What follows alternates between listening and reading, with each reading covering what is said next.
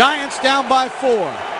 Can Eli Manning do it? Got to go 83 yards in 2:39. Manning takes the snap. Back to throw. Under pressure. Avoids the rush, and he's going to fight out of it. Still fights out of it. Now throws it deep downfield. Wide open Tyreek. Makes the catch. What a play by Manning. What a catch by Tyreek. Then Eli Manning and perfection. Takes the snap. Looks left. Lobs it left. Touchdown Giants! And the Giants have won Super Bowl 42. The Patriots will not be perfect.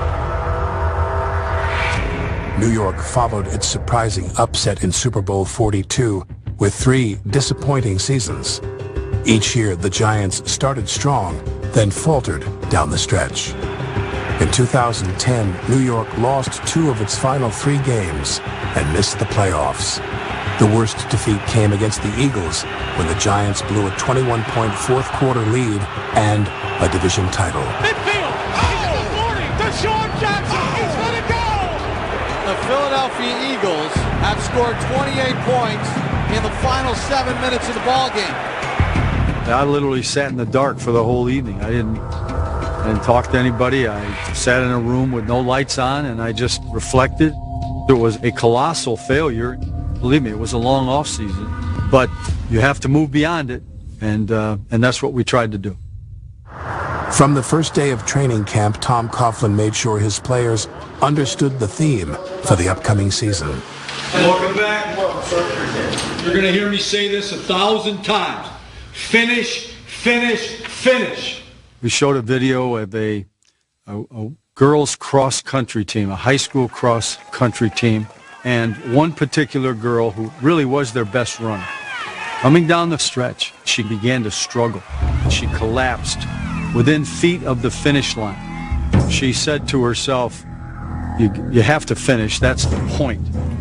She literally crawled across the finish line, and her team won the state championship. When the movie ended, you could have heard a pin drop in the room. You know, normally when Coach shows us videos, man, we kind of look at them and be like, oh, I got his point.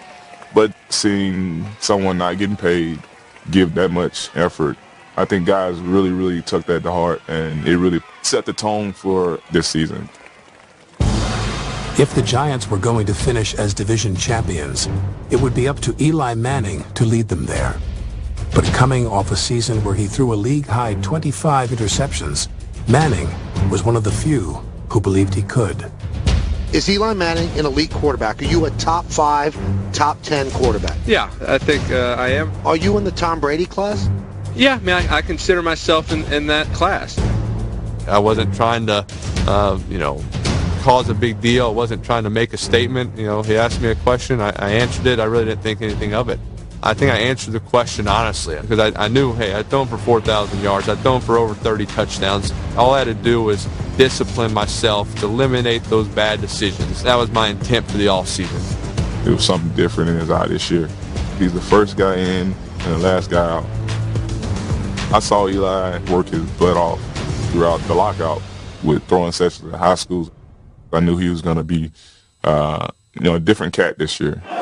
When starting slot receiver Steve Smith signed a free agent deal with Philadelphia, the extra work by Manning became even more critical. You know, I was worried about that slot position, who was going to fill that role. I know we had a couple guys who were going to compete for it, but I didn't know if anyone would be as good as what Steve Smith was able to produce for us the last couple of years. Although New York didn't realize it at the time, Smith's replacement would be one of the key figures in the Giants' championship season. Oh, yeah.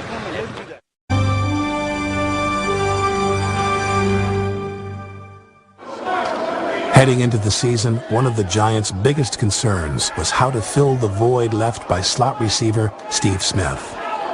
One candidate was Victor Cruz, an undrafted free agent who possessed raw athleticism.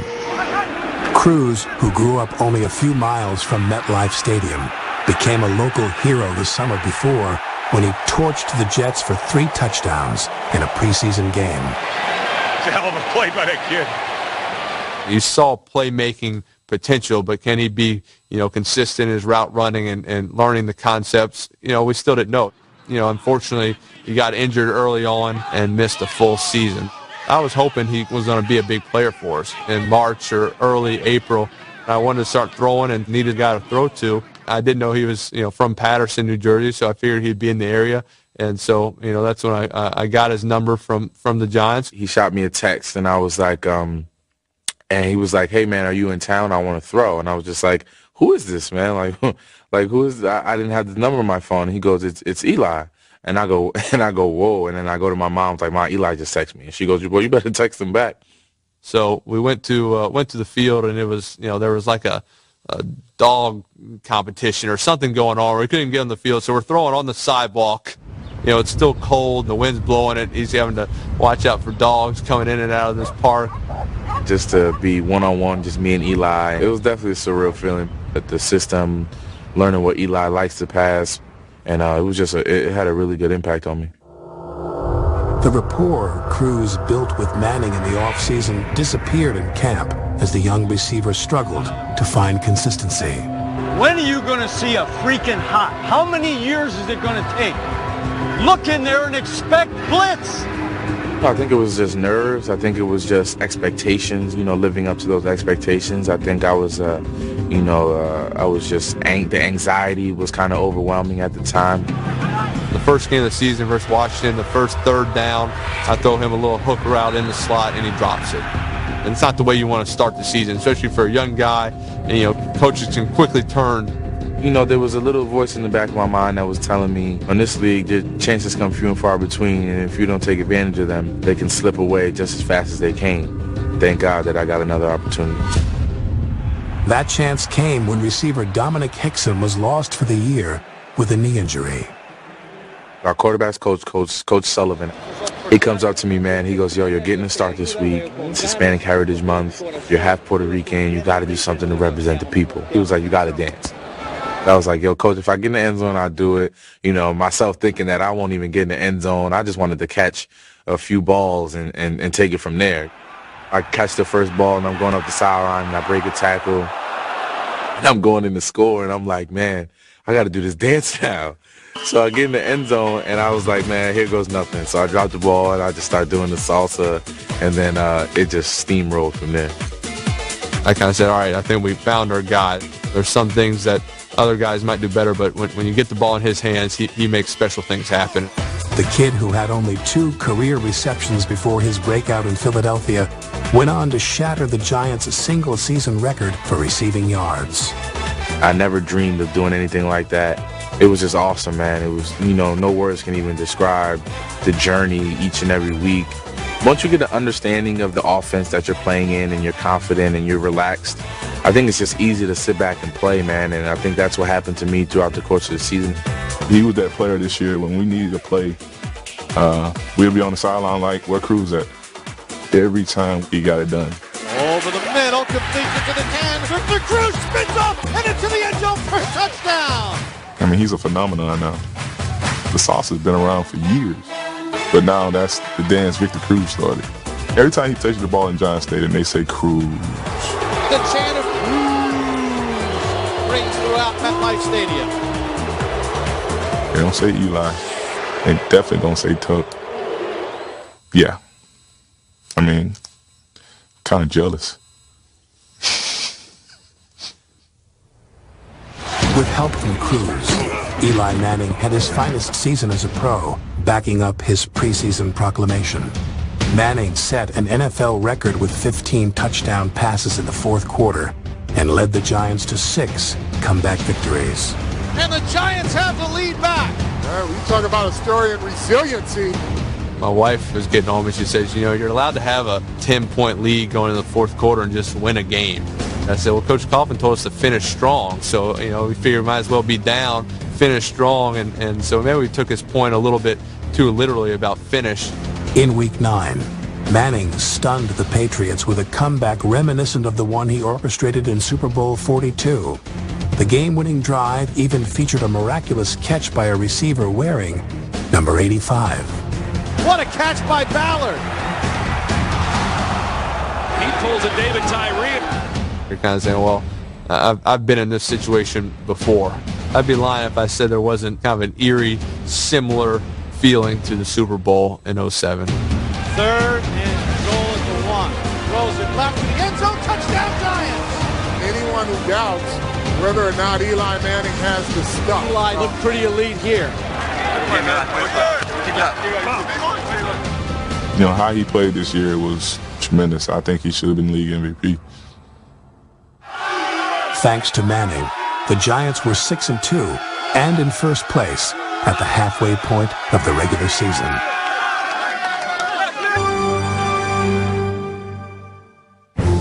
At the start of Super Bowl 42, Justin Tuck was an unknown. After an MVP-caliber performance that included 2 sacks, Tuck was hailed as the next great Giants pass rusher. Over the next 3 years, Tuck replaced Michael Strahan as defensive captain, and he matured into one of the fiercest defenders in the NFL. When I play, I kind of vision myself as a gladiator. Growing up in Alabama, for a birthday present, I got the He-Man sword, and I used to run around saying, you know, I'm He-Man, and I have the power.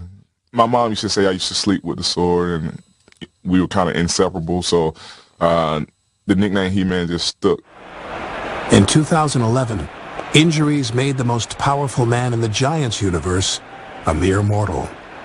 I had groin issues, shoulder, foot, knee, torn ligaments in my hand.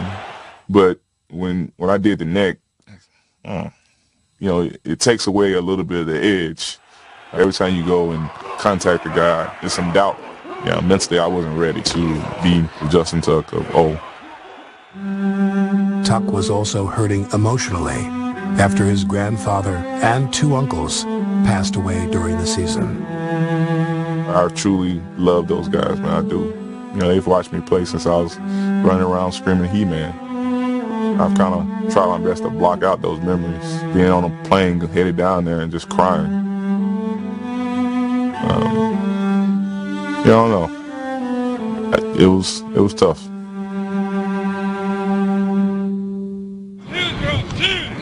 Quite frankly, Justin wasn't Justin. I thought he was somewhat depressed, as a matter of fact.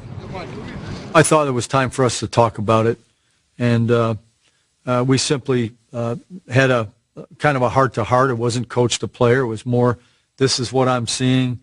This is what I don't want this for you. I want you to look at things from the positive standpoint. You know, he challenged me.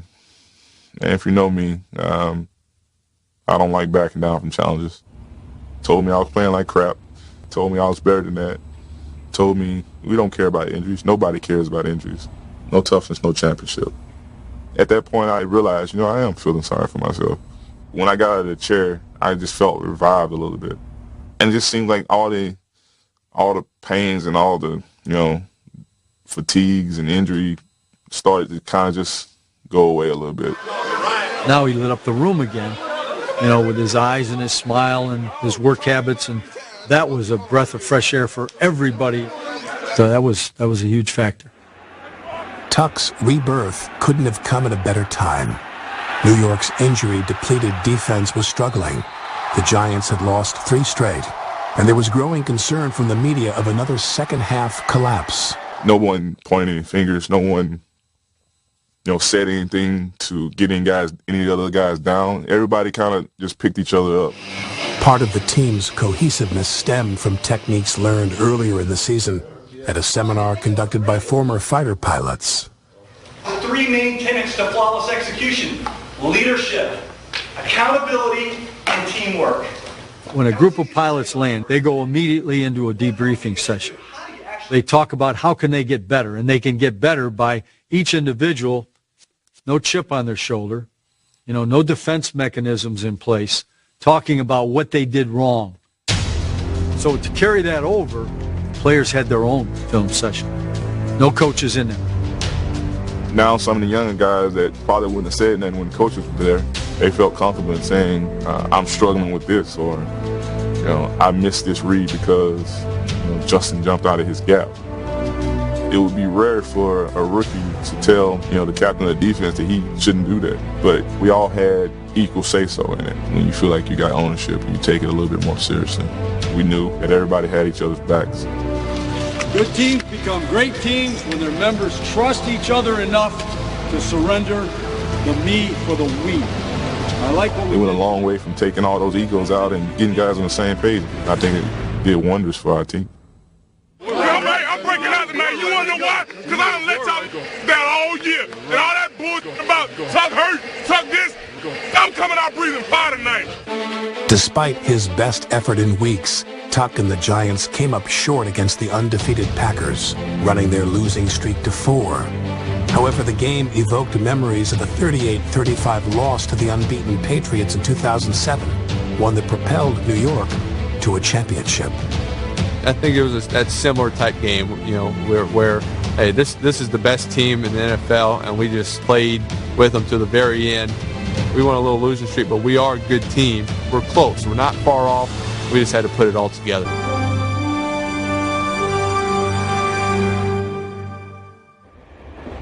New York's season was in danger of derailing again.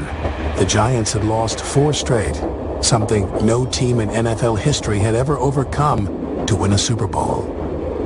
It was a turning point for us. We either were going to tank it this season and be an average team that coulda, shoulda, woulda, or we were going to turn it around and win the rest of our regular season games and make it to the postseason. We're 6-6. We're going to Dallas. If we lose that game, Coach Coughlin might be fired.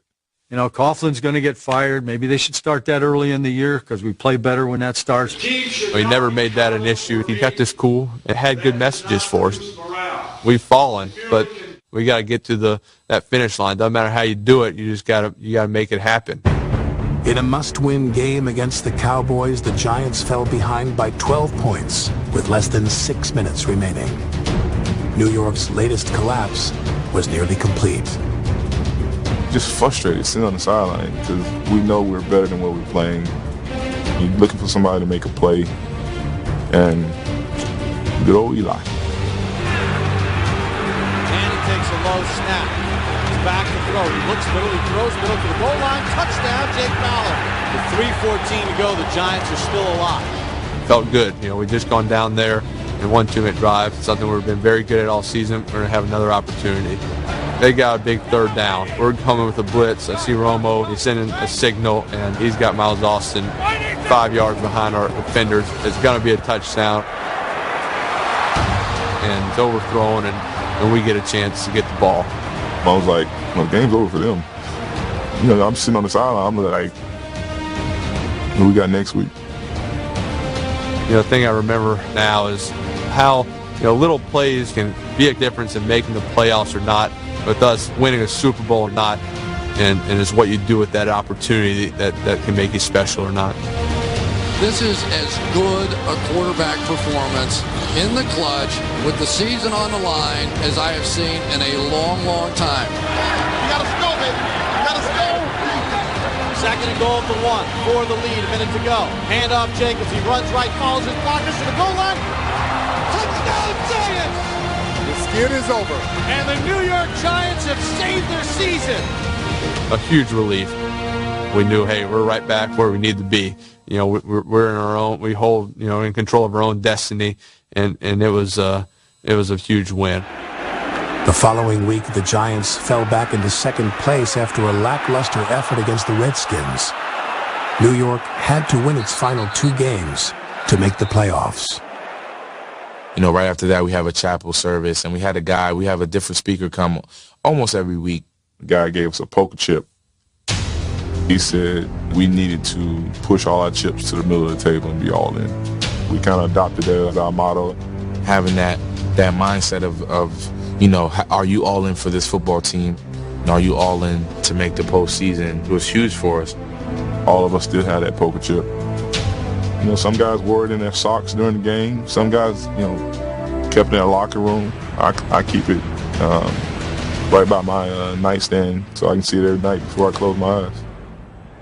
Inspiration to finish strong seemed to come from everywhere, even the head coach of their crosstown rival. I never came here to be little brother to anybody, so clearly we were the better team. My first 2 years here. I don't care about Tom Coughlin or anybody else. I know how I believe, and I don't care if it's, you know, acceptable in everybody's opinion. I really don't care. Something we've always believed in for ourselves is talk is cheap, play the game. And sometimes I wonder whether our own guys have listened to that. A reporter asked me, what do you think about teams that are throwing more to Revis this year? And I said to her, teams aren't scared to test him early on in the game. And of course, that got taken as me saying no one's scared of Darrelle Revis, and it was just this whole big hoopla around it. The only time I remember this guy is in the preseason game. So I mean, that's the only time I remember the guy. Other than that, don't know the guy very well. So. I was a little taken aback by it, but I just wanted to go out there and play and make sure that my play on the field proved the type of player I was. The Jets even tried to get under the Giants' skin on game day by covering their Super Bowl mural. Rex saying those things I didn't necessarily care about, but covering up our Super Bowls, that's different. We definitely wanted to shut Rex up. Even with added motivation, the Giants' offense barely made a peep against Ryan's smothering defense. It's an absolute struggle, and we're looking from the sideline. We're backed up. We got the ball on the 1-yard line, and we're coming out. This could be dangerous here. If we don't get a first down there, we're going to have to punt. They're going to get the ball in good field position. I mean, that could be a 14-point or a 10-point swing right there. Desperate for a spark, the Giants needed Victor Cruz now more than ever. Manning back to throw. Looks, throws one to the right, completes it to the right for a first down, and running out of a tackle down the right sideline is Victor Cruz. Chased by Smith, hurdles over him, to the 30, to the 20, to the 10, to the 5, touchdown Giants, 99 yards! You can't ask for a bigger momentum change than that.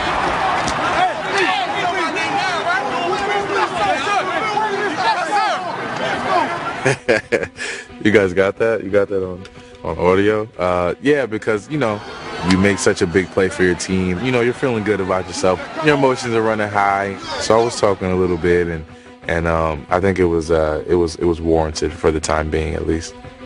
And so Victor goes 99, and it's a whole different ballgame. And probably from that point on, if you wanted to define the defining moment in the season when things really came together and took off, that was it right there. From that point on, we started to combine confidence with cohesiveness, with intelligence, with masterful play. A healthier and revitalized defense shut down the Jets in the second half, and the Giants got the last word. It was good to kind of, win the Battle of New York, if you will. Some guys ripped those things down and let them breathe after the game and let those murals be seen a little bit. It's Giant Stadium. I think that's a statement. Giant Stadium. Big Blue was the best team in the Big Apple, but the victory came at a price. Coughlin took a shot as Ware got knocked out of bounds. It felt like somebody had taken a part of muscle or tendon and just torn it across the back of the leg. But it was my fault, and I relaxed. I let my guard down. Those things happen, and I want to remind everybody I didn't fall down, though. No toughness, no championship. Coughlin and his team had persevered, and only the Cowboys stood in the way. With the finish line in sight, the Giants didn't crawl. They blazed right through.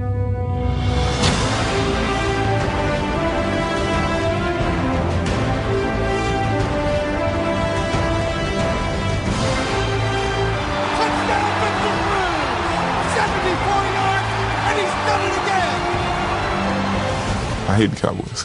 I do. And having the opportunity to end it with the sack calls fumble against Romo, it's one of my favorite moments of that year. Now sacked by Tuck, fumbles the football, and the Giants have it. And that's your ball game. And they're celebrating in the aisles at MetLife Stadium. The New York Giants are the NFC East champions. Congratulations to the NFC East champion. Yes, sir. Great job of finishing now. Great job of finishing this part of the season. After the game, I was cleaning out my bag. I see a poker chip. At that point, we won that game. We won the game versus the Jets. you know, then it kind of gets into superstitious. I put it on my little dresser. I didn't want to say it was good luck or not. I just kind of made little hints, and you know, I told my wife. I know it might seem odd that there's a poker chip sitting there, but you know, let's just leave that there and this until this ride's over.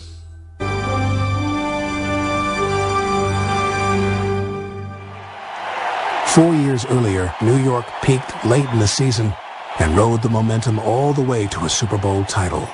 Heading into the 2011 playoffs, few thought the 9-7 Giants could do it again. The idea of everybody telling you that you can't do something, I like that. That's a good thing. Well, these guys took this to the extreme. We thrive in people not giving us a shot. I think that we went through the most adversity this year of any team. I think that made us that much stronger. We were all in, and we were going to lay it on the line for what it was worth. And, you know, when the dust cleared, you know, last man standing, we expected it to be us. We better than 07. But we got to put that together right now. They ain't built like us. They ain't built like us. They ain't ready for this we about to bring today. They're going to go for it here on 4th and 1. Ryan's going to keep it. He got stuck. He didn't get there. Second time today. And it's stopped on 4th and inches by the Big Blue defense. Spurred on by their resurgent defense and 3 touchdown passes from Eli Manning, the Giants won the first playoff game in MetLife Stadium history. This is unbelievable. Unbelievable. We're going to beat Green Bay. We are. If we play like this, we're going to be there. No question about it. In the 07 playoffs, Manning upset Brett Favre in one of the coldest games ever at Lambeau Field. This time, he outplayed league MVP Aaron Rodgers to put the 15-1 Packers on ice. Touchdown Giants! The Giants have scored on each of their first 2 possessions. The Giants are going to run another play without a timeout. 6 seconds to go. Manning back, steps up, feeds one down the middle of the field into the end zone, and Nix makes the catch for the touchdown! I had to go in and do some stuff with my shoulder. Lawrence Tynes like runs up the stairs and like hugs me. I'm like, what is wrong with you? And he said, we just scored a touchdown. I was like, what? And from that point on, I just said, like, man, this game's over. I've never had much success with that play, so it was a good time and a good situation to hit my first Hail Mary. Well, when they went to the Super Bowl in 2007, they beat an NFC South team first. Then they went to the #1 seed Cowboys, and they beat them. I remember guys saying stuff like, can you believe this is happening? Man, this is eerie, or is this deja vu, or how in the world are we in this spot? We felt as though no one could beat us at this point. San Francisco, here we come.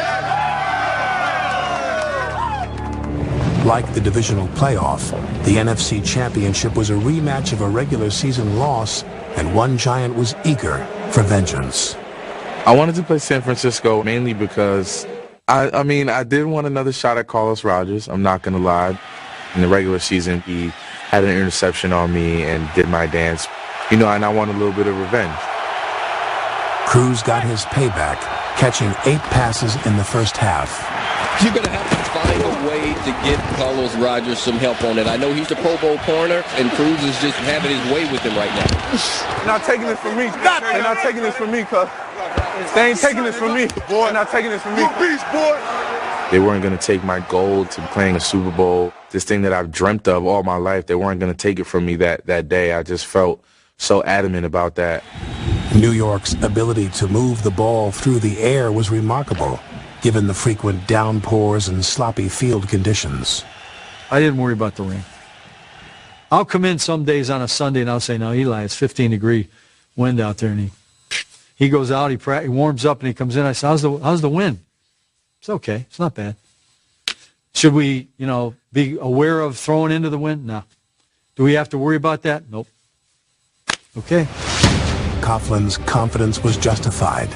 Manning threw 58 times and didn't commit a single turnover.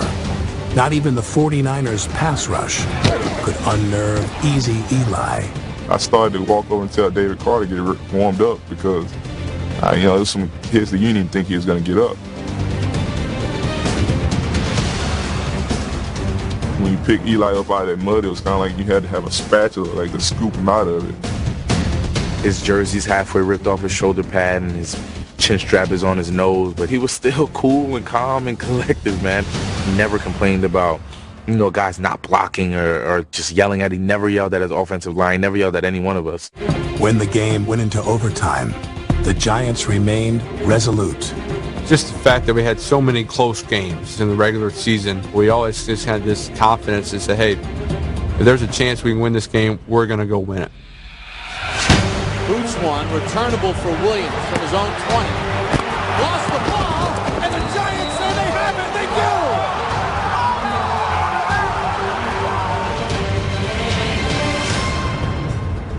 Knocked out by Jaquan Williams. Devin Thomas recovered it. That's the only thing I can remember thinking. How favored is this football team? Can the Giants now finish the deal? We're going to be all right. We're going to be all right. I know.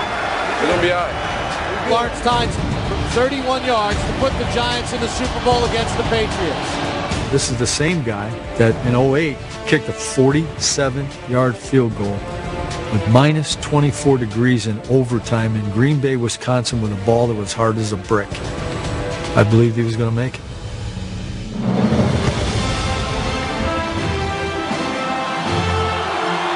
Kick on its way. It's got the distance, and it is good! And Lawrence Tynes has done it again. He's kicked the Giants to the second Super Bowl in 4 years. We're going to Super Bowl! We're going to Super Bowl!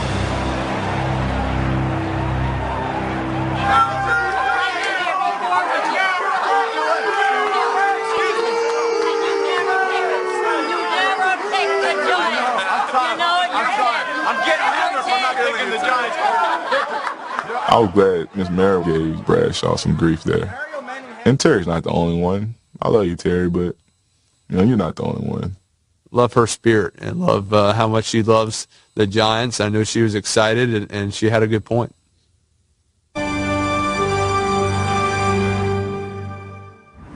To complete another incredible championship run, it seemed fitting that the Giants would again have to defeat the New England Patriots.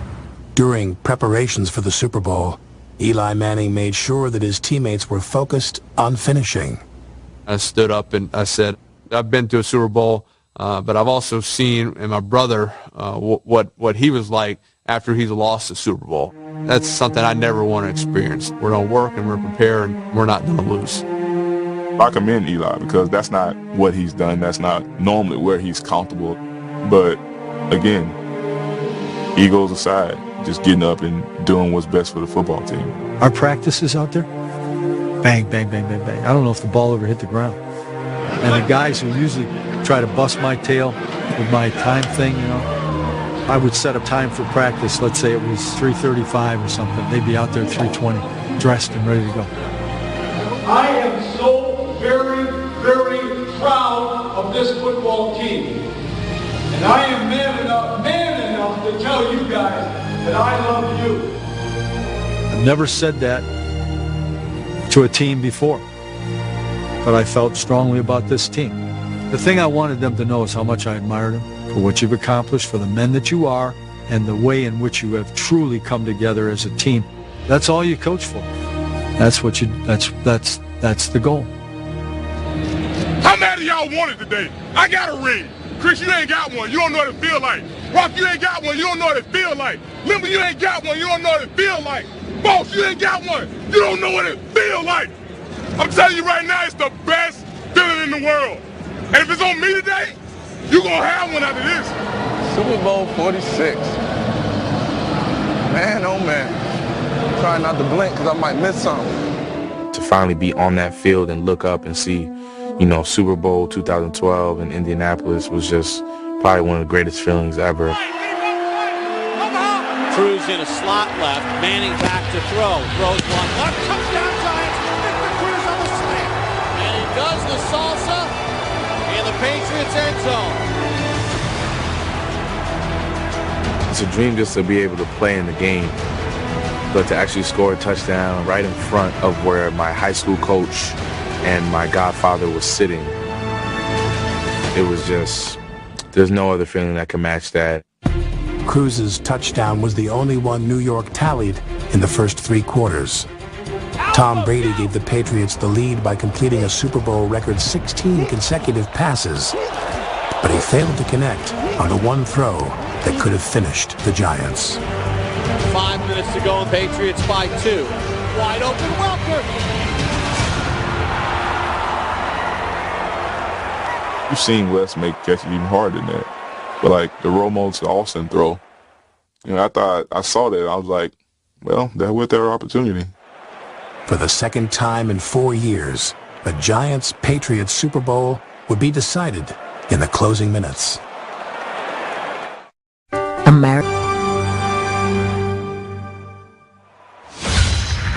3:46 to go, 1 timeout and the 2-minute warning. We've seen something like this before, haven't we? Yes, we have. In Super Bowl 42, Eli Manning led the Giants to victory with a dramatic game-winning drive. Now, he had a chance to do it again. Definitely had a little, felt familiar in that situation. The last 2 times we've played the Patriots, we've gone down there and scored touchdowns. Obviously, this time only down 2 points, so you start thinking, hey, a field goal will win this game. Like it had 4 years earlier and so many times during the last 5 months, New York's fate rested on the right arm of Eli Manning.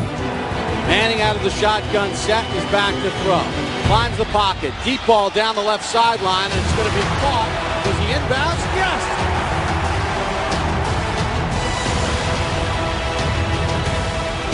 That's a heck of a throw and a heck of a catch by Mario Manningham. What a catch. It's not quite David Tyree, but that is pretty close. I think it's the best throw of Eli's career. He didn't have, I told Mario, great catch, but you didn't have a choice. He put it in the tiniest of places. Mario didn't have a chance of dropping it.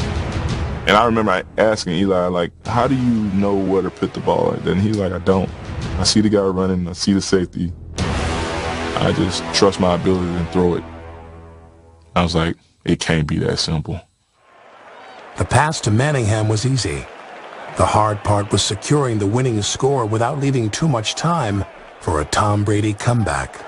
2nd down, we're going to run the ball, make them use their last timeout, and then probably run the ball and either score or kick a field goal. Call the play, I break the huddle, and it just, at that point it pops in my head saying, they're going to let us score right here. I'm walking to the line of scrimmage, and I stop, and I think about going to tell Ahmad, if they let you score, don't do it. Then I start thinking, well, what if he messes up or doesn't know what I'm saying and he fumbles, or if he goes down right when I hand him the ball at the 8-yard line. So I'm not going to say anything. I'm just going to let it happen. Get the ball snapped, and I can tell right away they're not going hard. So I'm going back. I'm handing him the ball, and I'm yelling, don't score, don't go in, don't go in. He's given the Giants the lead here in the Super Bowl, but it was an almost reluctant touchdown by Bradshaw. It's not your typical great play. We just had a great chance to win the Super Bowl. It's kind of like, should he have gone down there? Should he have scored? Am I happy? Am I upset? Kind of what's the emotion I want to feel right now? But ultimately, you'd rather score a touchdown than settle for a field goal. A lot of people in this situation be thinking, why did we score so quick? Why we didn't blah, blah, blah. I remember turning to OC and saying, we got a chance to get another sack. As a competitor, you want to have the chance to finish it. Only one play separated the Giants from the ultimate finish. One play away. I can't stay still. I can't stay still.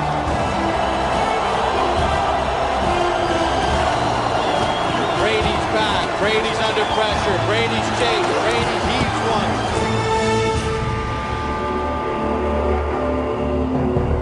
As that ball goes in the air, you just, oh my goodness. It felt like it was in the air for a lifetime.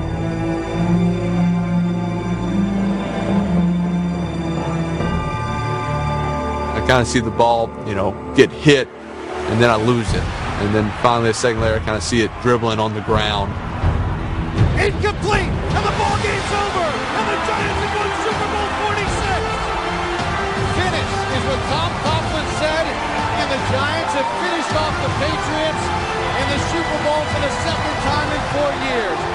When you set a goal and you accomplish the goal, and when you specify exactly what it's going to take, and it happens exactly that way, that is rewarding, it's satisfying, but it's also fulfilling.